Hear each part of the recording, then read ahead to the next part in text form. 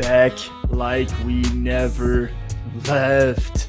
It's Double Move Sports. I'm Stef Albiro. I'm here with the fantasy phenom, Alex Lott. And you guys have been rocking with what we've been doing on the channel, these rookie by rookie breakdowns. Appreciate y'all watching those. And we thought, look, let's shut the book with this rookie season before we look into 2022 redraft and dynasty values. Let's look at a couple of the drafts that we've done with these rookies in superflex dynasty leagues with our community. If you want to join a league and maybe you can be one of the guys that we roast in these rookie drafts, hit that free link to the Discord in the description. But Alex, you ready to review what we have today for our DMS Pioneers League? Yeah, I think you teed it up nicely. For me personally, all my rookie drafts are done. So now when I'm even watching other, creators' rookie draft content, for me, it's like, hey, let's figure out kind of what happened in some of these other leagues and let's kind of see where the values were, where these guys were going, so that heading into the 22 season and beyond for Dynasty, we can value these guys appropriately. Because if a guy went in your league in the, mid third rounds and you think you should have gone in the mid second round, who knows? Maybe that's an opportunity to go buy that guy low, or vice versa. If you reached on a guy and you didn't realize it, and now you're like, shoot, like I'm stuck with this guy. Maybe there's guys in your league or someone that would be willing to pay up, and you can kind of arbitrage that and sell to get some good value. So there also are rookie drafts still happening. So if that's you, this is going to be super valuable for you as well. And then of course, Steph, like you said, we're starting up leagues all the time. Like I know we just had a startup draft that completed from our Discord. So if you want to get in one of those with Steph or myself, be sure to hit that link below and you can be one of these names up top that's in leagues with us. So Steph, I think we just started out, in round one, and this draft actually went a little bit differently than a lot of the drafts I've seen. And the thing that sticks out to me, I think, Brees, London, Walker, Burks, it's pretty chalk-ish with the 101 to the 104.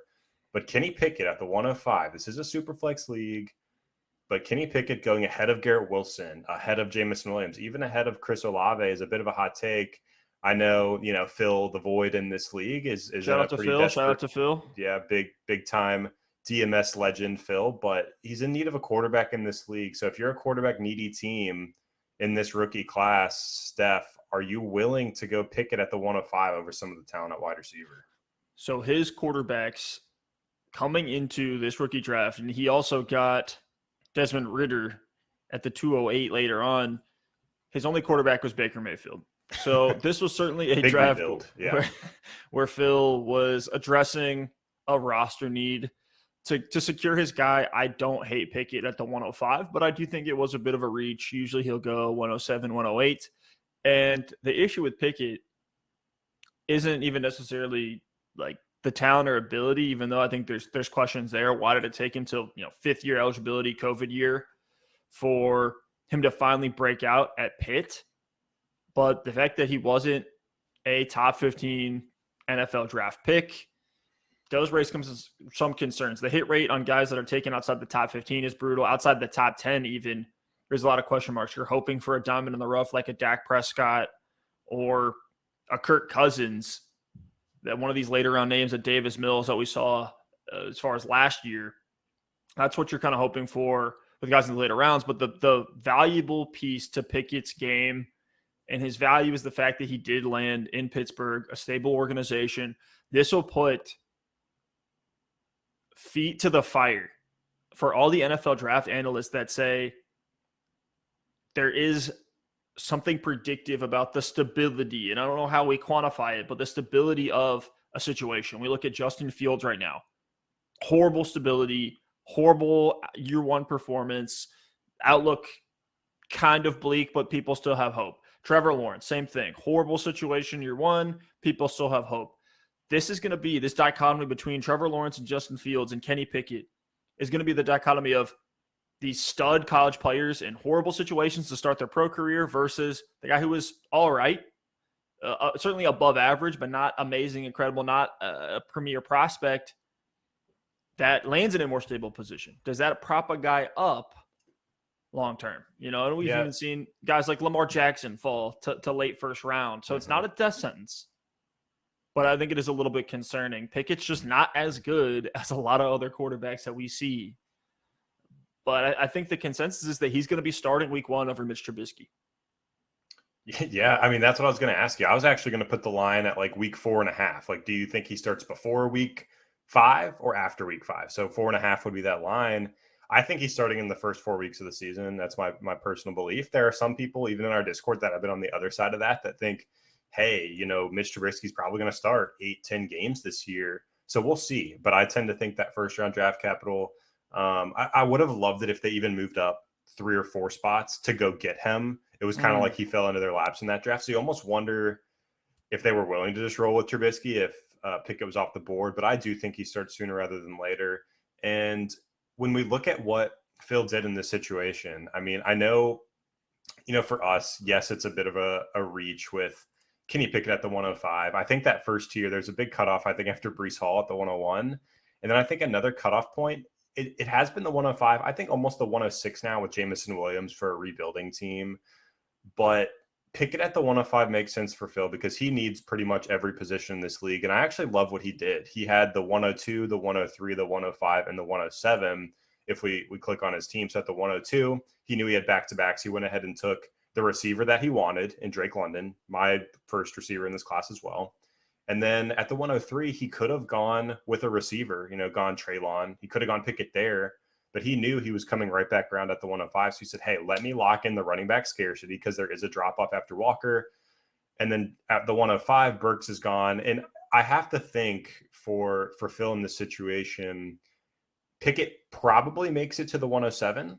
But I'm guessing that Garrett Wilson and Jamison Williams were so close for him in his rankings that he said, hey, I'm just going to go ahead and lock in the quarterback position. Knowing I'm coming back at the 107, I'll just take whoever's left between Garrett Wilson and JMO because he is in a rebuild, so he doesn't necessarily need Jamison Williams in the first half of the season. So given the context here, I like what he did. He kind of hedged his bets and made sure that he got the positions that he wanted and the top guy at each.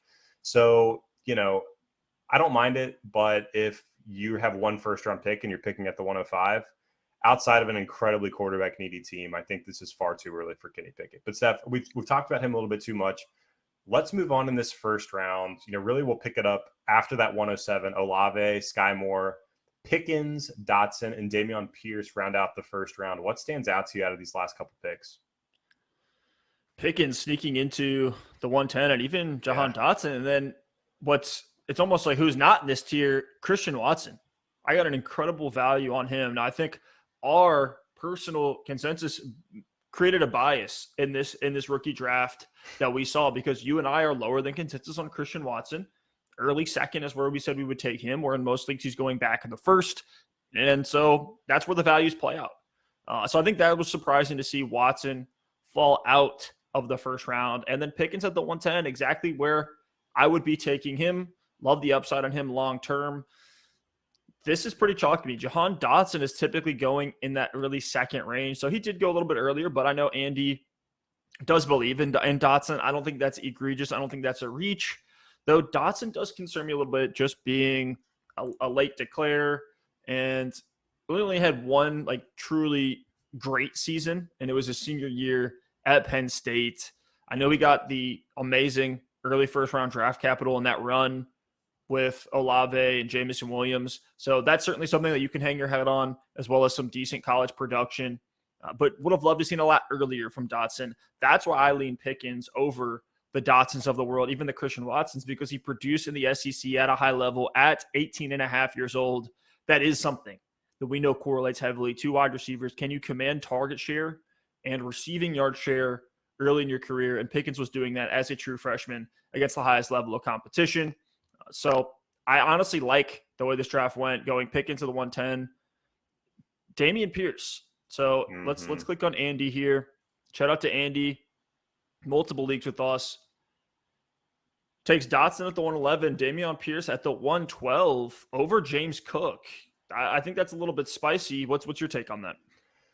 Yeah, I think for Andy, I've been in some trade negotiations with him, talked to him a little bit in the Discord, thrown out his takes, and I know he's similar to us in his perspective on Christian Watson. There's a time and a place where I'd be willing to take him. For me, it's more the middle second round, but just because of that lack of production at a small school. And look, When I say lack of production, I get that he was efficient. On our Christian Watson video, everyone's coming in there, oh, he was crazy efficient. He did the most that he could on an offense that throws it like 17 times a game. I get that. Like, the efficiency was great. He did what he was supposed to do against far inferior competition that was younger than him by the time he was a senior. So he did great with what the opportunity was given. The whole point is the sample size, though. We don't know how he's going to stack up against premier competition, but I know Andy's out on Watson. So he's another team that's in a rebuild in this league. He's getting close. His roster's starting to look really, really nice.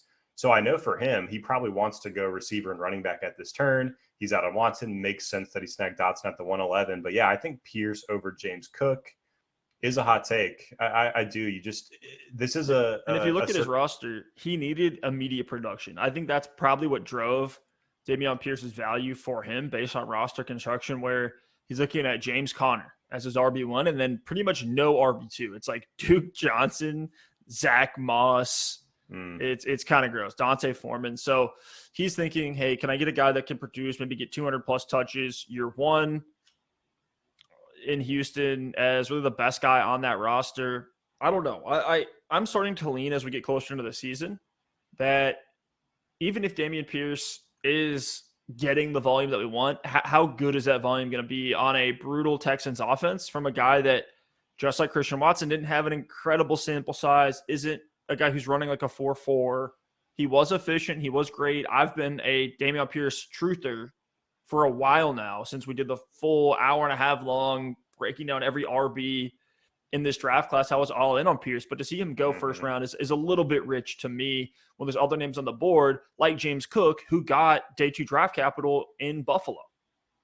Yeah, I think with Dameon Pierce, it's just risky. Like a 4th round pick, opportunity there on a bad team. It's Michael Carter all over again for us. Like, we saw Michael Carter go early 4th round. You know, he was a timeshare back in college. Michael Carter's college numbers were actually fantastic, and his efficiency was as well, but goes to a bad offense, and it looks like he's going to have a clear opportunity to have a big role. But there were some veterans there, Tevin Coleman, Ty Johnson. It took him a minute to get to that number 1 spot on the depth chart, but just like that, we see him relegated, and his value just plummets to near nothing.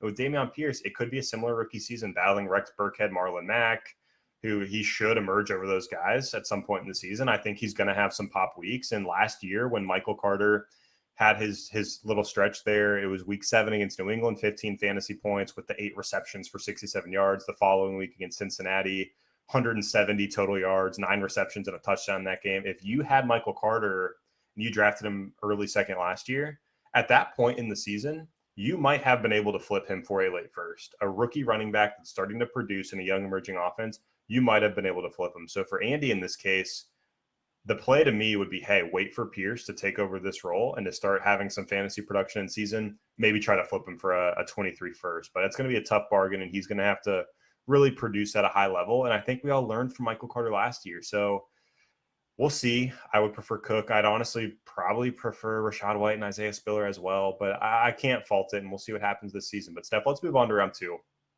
We've talked about Cook, Watson. I think Spiller and Rachaad White, that's kind of the tier break for me. It's really been after that 204 where all the receivers are gone that you really want, all the running backs are gone that you really want. And then honestly, from the 205 to like the mid 3rd round, I've seen players all over the board. Like, I've seen David Bell go at the 205 like you went here. You just got him in another league in the mid 3rd round that we're in. I've seen Wan'Dale Robinson go in the mid 2nd. I got him in another league at the 308. So like, there are guys just going all over the board. So from mid 2nd to mid 3rd, it's kind of pick your poison. We'll go ahead and cover the rest of the 2nd round and see what stands out to us. So we have David Bell at the 205, followed by Malik Willis, Algier, Desmond Ritter at the 208, Trey McBride, Jalen Tolbert at the 210. That's the earliest I've seen him go. And then Matt Corral at the 211, I think a great value for you in this draft. And Alec Pierce at the 212. Steph, rounding out the 2nd. Like I said, I've seen things all over the board. There's no pick here that like screams egregious to me necessarily, but there's definitely a couple that stand out. I think Tolbert is a little bit early here. I think David Bell. Let's talk about Tolbert. Might be a little early too, but yeah, let's hear what you think about the back of the 2nd round. Tolbert was one of these guys, 4-year players, small school producer. It's day 2 draft capital to the Dallas Cowboys. Yeah. Typically, they've been playing with a high place of play. This is a guy who's 6'1", 194 pounds, He can play on the outside. And he dominated at Southern Alabama, putting up a 32% target share as a junior, a 33% target share as a senior. This is the production with over 1,400 yards and 1,000 yards as a junior. This is the production that we needed to see from Christian Watson. Absolutely. Jalen Tolbert is a poor man's Christian Watson, where he's an athletic freak. Now, not quite as much as Watson, who's running the 4.39, but that's why he's a poor man's version. But small school, mega producer, and got day 2 draft capital. And you look at Dallas, it's solid quarterback position. Zeke is on the descending side of his career. Tony Pollard's 25. Michael Gallup is going to be hurt to start the season. So there's opportunity there for Tolbert to get on the field right away and show flashes. And whether it's a guy that you want to flip or a guy that you actually want to throw into your lineup, Tolbert, I think it could have value year 1 in that period where Gallup is out of the picture. And we may see long-term at a team that's missing Amari Cooper, Tolbert could slot in as maybe the number 3 there, maybe even the number 2 if Gallup can't get back to his heights that we saw him have with that 1,000-yard season in his second year when he broke out. So I actually don't mind the Tolbert pick. I would much rather take Tolbert over Alec Pierce. And I still don't even mind the value 212 for Alec Pierce there. I want to jump in on Tolbert. I actually think you're right. I think 210, I say it's too early because there are guys that ended up going in the 3rd round I would probably rather have than Tolbert, and I have him higher in my rankings. But you're right. I actually think if you want to take the shot on Tolbert, honestly, at the 210, it's totally fine. So you convinced me on that one. I think he's going to have a shot. Now, Malik Willis going here at the 206. This is another guy, like in my rankings, I have Malik Willis at the 301 just because I'm concerned about the draft capital and the fact that we may not see this guy play significant snaps for 2 years. And the way I play Dynasty, I'm trying to compete and win these leagues and just drum up as much value as I can for my roster. And so I don't really want a roster clogger like Malik Willis sitting there for 2 years. Even if it gets in and shows flashes, it might just be too late. And I don't know if the consensus, like with Trey Lance, you held him for a year and his value stayed about the same, but most people are really in still on Trey Lance. I don't know if the same thing's going to happen for Malik Willis because of the draft capital. And you added the fact that we don't know what this offense is going to look like 3 years from now with Derrick Henry probably gone or declining and more of like a backup type role. I don't see him playing till his 30s like Adrian Peterson did. And A.J. Brown's gone, so it's Treylon Burks in the passing game. We haven't seen Mike Vrabel in Tennessee run anything else other than this Derrick Henry offense. So this could be a totally new system, a new look to the offense. What you're hoping here with Malik Willis is that they actually build an entire offensive scheme around him 3 years from now. And that's just not a gamble I'm willing to take when you have guys who can produce right away. I think it's very likely that Desmond Ridder gets on the field year 1. Matt Corral can easily get on the field year 1 over Sam Darnold. That's why I took him at the 211, which I thought was a fantastic value. And even guys like Algier and Tolbert and Pierce, those are guys that are going to have opportunities to flash in year 1. I just don't see that from Malik Willis. What's your thoughts on Willis at the 206? Yeah, I mean, I have all 3 of these quarterbacks right in the middle of the 2nd round of my rankings. I'm seeing Willis go at the 112. Like, people still love the talent, but I think you're absolutely right in terms of trying to play these values and hold on to value over time. You mentioned Trey Lance. That's a perfect example because Lance, barely plays in his rookie season, but maintains that value because of his draft capital. With Willis, it's more of a Kellen Mond situation. If Willis doesn't play as a rookie, Kellen Mond was a 3rd-round pick as well. Do people just kind of say, okay, that experiment's done? And if Tannehill plays well and is going to be in Tennessee in 2023, people are going to move on. So I honestly, the way I like to play Dynasty, I don't like those roster cloggers. I took Mond in a couple leagues last year. It burned me a little bit. So this year I've taken Ridder in a couple places. I've taken Matt Corral as well because you said it. They have a better chance of getting on the field and making something happen. And between the 3 of them, I do think Willis has the highest upside, but I think the floor is the lowest as well, just because he might not get the shot. But Steph, let's move on to round 3. a ton of value here. I mean, we So got much. Mechie at the 301, which is fine. I think Shakir and Wandale in this area are fine, but this is the pocket of running backs that just blew me away in this draft. Brian All these guys Robinson, fell. All four of these guys yeah, fell. I've seen these guys going late second in most leagues. So Brian Robinson at the 304, Zamir White at the 305, TDP, Tyrion Davis-Price at the 306, and Keontae Ingram at the 307. I mean, I think that's part of the reason why I was so jaded on the Jalen Tolbert pick is because I'm like, I just value these running backs that are going to get a shot. Like Brian Robinson, Zamir White start out as high value handcuffs, TDP as well. Actually, all four of these guys. So all four of these guys are high value handcuffs to start out. And I do think all of them are going to carve out some sort of role on the offense that they're in. So I took Robinson at the start of this group. It was actually tough for me because I was like, dang, I could see myself taking any of these guys. I took Robinson because the narrative is that it sounds like he is going to get an opportunity the soonest to at least have a role in Washington. I also leaned on that day 2 draft capital that he got that Zamir White and Keontae Ingram didn't. So I took Robinson at the 304. But Steph, what's your thoughts on some of these running backs going mid third round? Just absolutely crazy to me.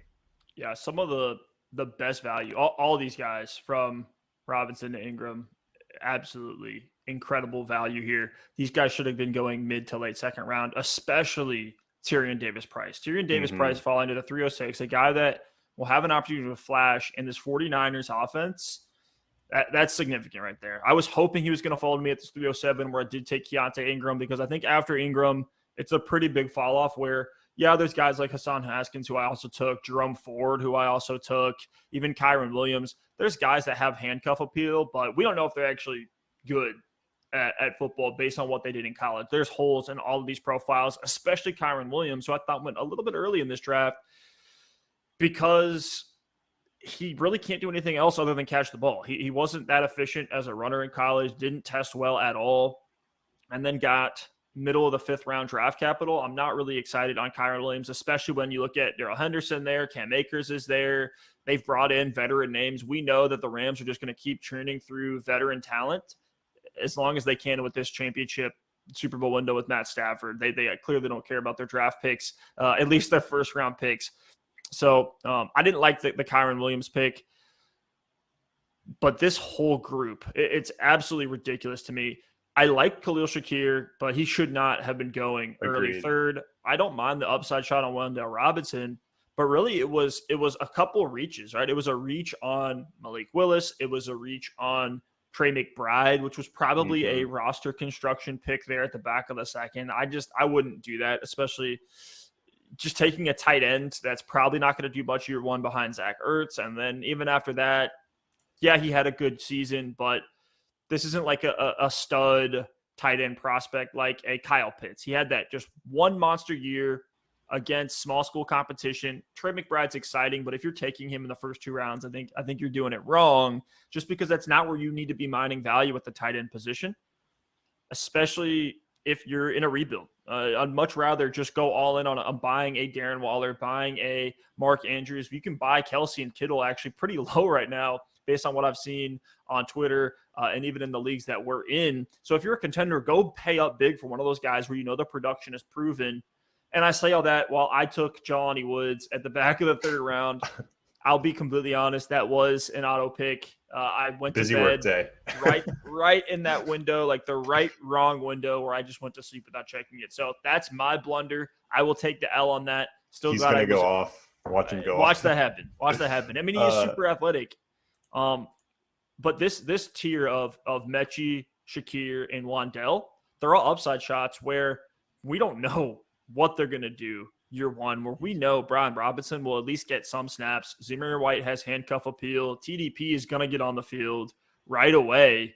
And then Keontae Ingram has handcuff appeal. And so, I don't know. Are you with me on Ingram being kind of the stopgap at the running back position, where after that it's just kind of gross? Yeah, Steph, I'm sorry to tell you this. I still think, even given what I'm about to say, Ingram at the 307 is a great value.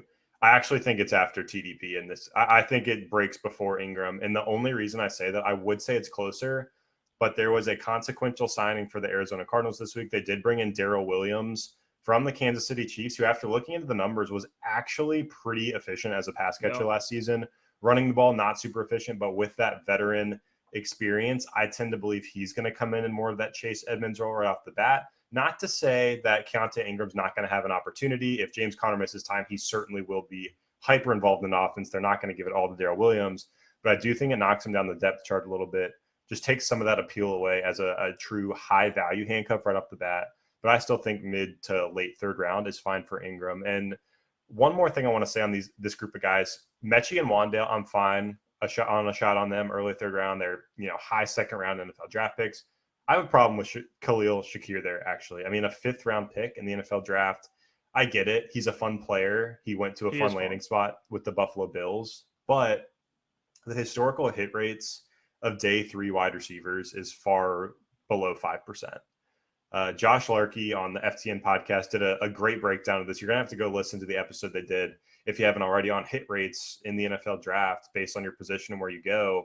And for wide receivers on day 3, it's brutal. It's almost irrelevant. Some of these day 3 guys, you'll have the random outlier every now and again, but at the running back position on day 3, you actually get hit rates of close to 10 to 12% a lot of the times, which when you think about it is a lot better than you might expect with some guys that are going in round 5, round 6. But at the receiver position, it's less than half the hit rate for these day 3 guys. So if we're getting into round 3 here and I'm going to take shots on day 3 running backs or day 3 players at all, I'd much rather go with the running back position where the hit rate is closer to 10 to 12% rather than a 3 to 4%, and just play the odds with the analytics that some of these guys are going to get on the field. We saw it last year with Elijah Mitchell. We saw it last year with Chuba Hubbard. We saw it last year with even guys like Khalil Herbert and Kenneth Gainwell getting on the field and getting an opportunity at the running back spot. There's just much more of a chance for that, where it's a really tough battle at receiver. When you think about Shakir, yes, Buffalo's exciting, but Stephon Diggs, Gabriel Davis, James Crowder, Dawson Knox, they bring in James Cook. It's going to be an uphill battle for him, so I don't know about that one. And that's really a theme that we should be driving home when we're talking about late second and third round rookie draft picks. You err on the side of the running back for no other reason than the typical career ascension for these positions. Running backs peak early. They peak at 24.8 years old. They get on the field right away. They produce in fantasy earlier than wide receivers do. And at the wide receiver spot, it's typically an onboarding year, unless you're just an insane Jamar Chase, Justin Jefferson level talent. Most guys, historically, whether you look at even a T. Higgins and C.D. Lamb, who are now seen as these top 10 dynasty wide receivers, had less than 1,000 yards their rookie season, didn't get huge target share numbers, weren't putting up monster touchdowns, weren't even necessarily their team's wide receiver 1 in the case of C.D. Lamb his rookie year. So just from the mere fact that the running backs are going to produce earlier than wide receivers makes them more exciting. Then you add in the fact that the hit rates are so low for these wide receivers. You're much better going after veteran wide receivers in Dynasty, because once a guy is proven, it creates this incredible buy low window, and it's just as likely that they're going to continue to produce. Whereas even if you get a proven running back, let's take, for example, a Christian McCaffrey, right? The value is absolutely cratered on him from his peak seasons. Whereas a guy like an Allen Robinson, who, yes, he's coming off a year that was pretty much a wash, his value didn't drop, massively relative to where he was, right? McCaffrey went from 100 down to 70, whereas Allen Robinson went from 60 down to 45, right? So it's just a smaller drop off. And then everyone's really excited for Allen Robinson again because now he lands in LA. So there's much greater buy windows on these not so sexy wide receivers like the DJ Moores of the world, the Deontay Johnsons of the world. There was a time where Stephon Diggs was a massive buy low in Minnesota. We were screaming it from the rooftops in redraft and in Dynasty. There's better opportunities to buy these wide receivers that maybe seem a little bit dusty or not quite as sexy. You need to be getting these rookie running backs when you're just taking these dart throws. No, there's nothing guaranteed back of the second round, third round, fourth round in these rookie drafts. So get somebody who's going to pop that you can flip or plug into your lineup, like a Khalil Herbert, who was plugging into lineups nicely, especially if you did have David Montgomery. You're able to fill that gap for a couple of years on some contending rosters. So Sam Howell goes to the 308 in this draft. What are your thoughts on him? because I was just in a Dynasty startup. I did take him. We're in the late 20s when we're talking about Dynasty startup round. And I'm looking at the quarterback position. I'm not in on Sam Howell. I don't know how many people are because he fell to the 5th round and he's on the Washington Commanders. But he's kind of like the last asset of any value at the quarterback spot. After him, it's like Teddy Bridgewater, Trubisky, Kyle Trask.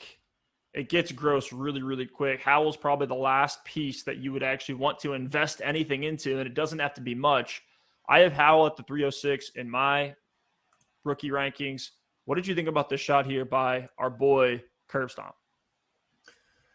It's fine. Again, we're talking about these third rounders. It's fine. I mean, his other options there were some of these dart throws. I mean, I would have probably preferred Hassan Haskins there, but that might be the last name. I just think for Howell, it's so tough. I think the upside is higher if he's able to see the field. I actually like his profile. I like his tape. I think Sam Howell, I was hoping he'd actually go on day 2. If that would have happened, this would be a totally different story.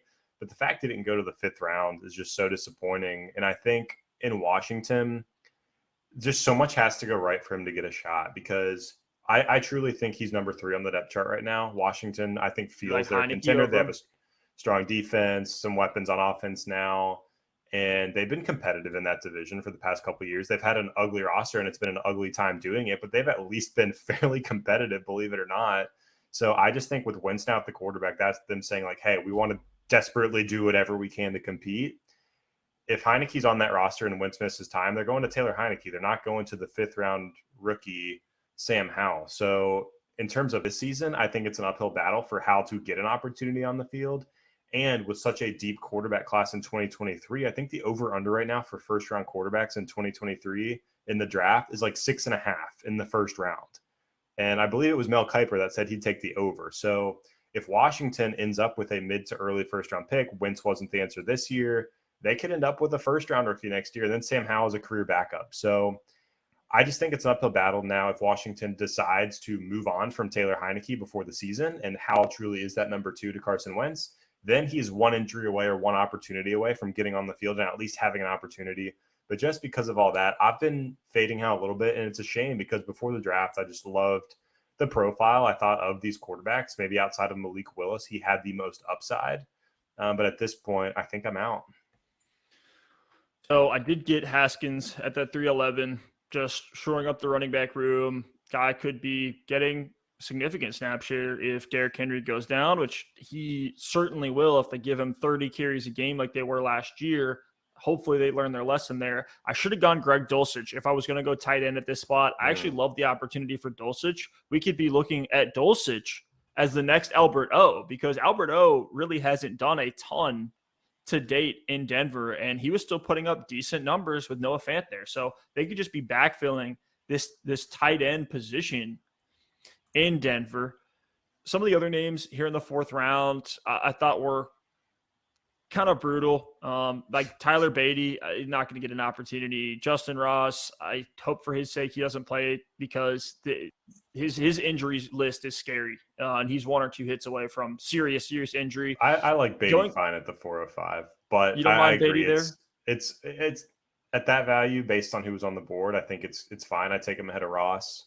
But that's probably it. I mean, Pierre Strong I actually think's a fun pick. I know New England's crowded, and I think that suppresses him to the 403. But 4th round pick, strong production in college at a small school. And you look at the Patriots, James White is 30 years old, battling injuries. I doubt he's there in 2023. You have Damian Harris, who's going to be gone. So it could be Pierre Strong and Ramondre Stevenson as early as 2023. And Strong has more of that receiving profile. So who knows? He could be the James White replacement in New England. I think Thornton as well, just because the draft capital is a good pick. I don't care for Ross. A lot of these guys, man, it's just brutal. Like I think I Jones, can't believe Jerome Ford fell as far as he did. Oh my gosh, yeah, that's crazy. Pacheco, who wasn't even drafted, Beatty, who's in a horrible position for a pass catching back, Pierre Strong, that's locked into a committee for the next 3 or 4 years. Mm-hmm. Getting Jerome Ford, who we could see Kareem Hunt get cut going into this season. Possible. And then Ford, it's D'Ernest Johnson, who's 27 years old.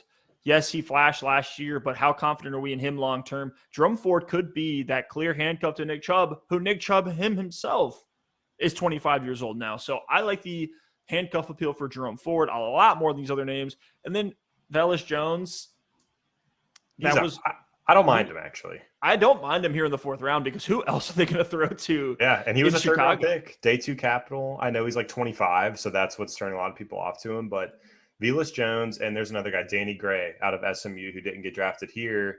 He's in waivers in a lot of leagues I'm in. If I have a roster spot, I'm willing to pick him up. I'm not going to drop any premium guys for him, though. But those are 2 names that are kind of, to me, like the Josh Palmers of this year. Now, obviously, catching passes from Justin Herbert's a lot better than Velus Jones going to the Bears, than Danny Gray in San Francisco. But guys that weren't really being talked about before the draft, they end up getting day 2 draft capital. Who knows? If they get on the field, they might have an opportunity to flash. I would much prefer that than a Justin Ross who's undrafted at Kansas City, probably is going to get cut, than some of these other Isaac Pacheco. I don't even know how to say his name on Kansas City. Fun prospect, but it's just such an uphill battle for him as well. So I think I want to shout out to our boy, Hey Daly, for grabbing Mr. Relevant in this draft. I actually don't mind Kyle Phillips. Hey. He's going to be one of these waiver warriors, mark my words, because in Tennessee, it's Treylon, it's Robert Woods coming off an ACL tear late in the season. Kyle Phillips can profile as that short line of the scrimmage. Like, it's the lazy comp, but I'll throw Hunter Renfrow out there as a comp for this kind of smaller guy that can get open. He was a 5th-round pick, so it's not like this guy was completely undrafted. 4-year player at a UCLA, very solid production, 28% target share as a junior and a senior, a 21% target share as a sophomore in that Pac-12. Also was a baller on special teams, had 180 special teams yards as a sophomore, 250 special teams yards, and a touchdown as a senior. So this is just one of those guys, like a Julian Edelman type, just grinder, where he can get onto the field of special teams, show flashes. If the team likes him, he's going to be playing in the slot in Tennessee. I saw a video today of Robert Woods running routes at OTAs. Looked like full speed. So interesting.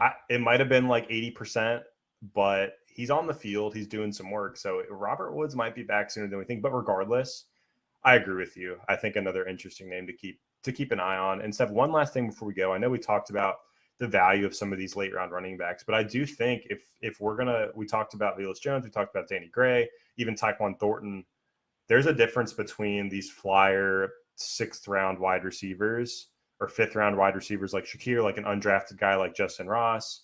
There's a difference between those guys and day 2 picks. Like Velus Jones was a day 2 pick. Tyquan Thornton was a day 2 pick. Danny Gray a day 2 pick.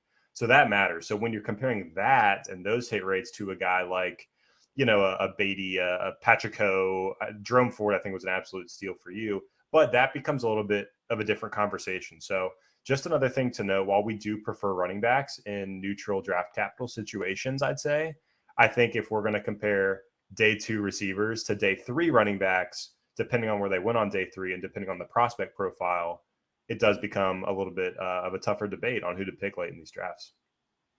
Well, Alex, I think that's it for our review. Shout out to everybody in the DMS Pioneers League. I feel like we went easy on them. We could have roasted a few of these picks a little bit more. Maybe in the future we'll have to lay the hammer down. But if you guys want to join a league with us, hit that link in the Discord. And if you like what we do here on the channel, like and a sub, greatly appreciated. If you want any more feedback, hit that Discord. But we'll catch y'all next time. Peace.